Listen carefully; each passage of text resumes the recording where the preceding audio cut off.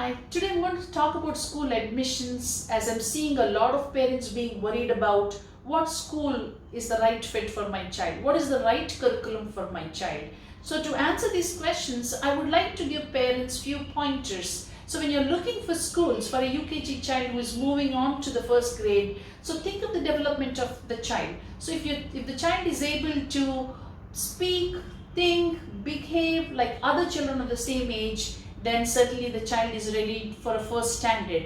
So school readiness is very, very important in young children. If a 5-year-old is unable to speak, behave or socially mingle with children of his age group, then if you put this child in bigger classrooms, the child will have a lot more difficulties, as such children require a lot more space and a lot more time to develop these skills. The other important thing is the child's motor skills. So by the end of UKG, a lot of schools in our Indian setting expect the child to write, expect the child to have certain amount of numerical ability to read 3-letter words or 4-letter words, ability to write.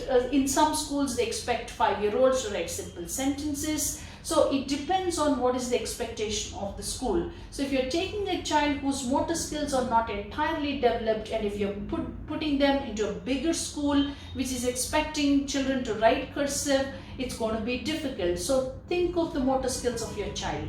3, also their behavioral needs. So what are the behavioral needs of the child? So some children have not attained sitting tolerance. Some children require frequent breaks. They're moving around in the classroom, they're distracted, they're not able to pay attention, they're requiring a lot more supervision, lot more redirection and a one-to-one supervision if they have to complete a task. If these are the behavioral needs of the child, smaller classroom sizes are required for these children.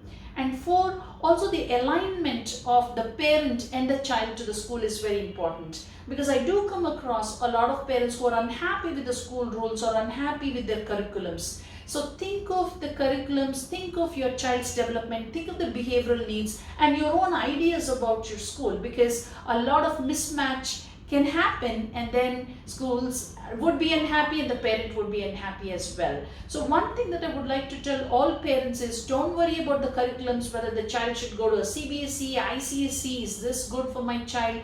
A lot of times children take time to settle down in curriculums, and it's absolutely okay in younger grades, whatever curriculum they can manage, it's absolutely fine. However, as they grow up, you could get a lot more information on what curriculum suits your child. But when the child is younger, you need to focus on the overall development of the child and the school readiness of the child and the ability of the school to provide support to your child. So make this admission process a little easier for you. It's not so complicated. The process may be complicated, but the decision making, make it simpler. Look at your child's needs, look at your needs, look at the development of the child and take a choice.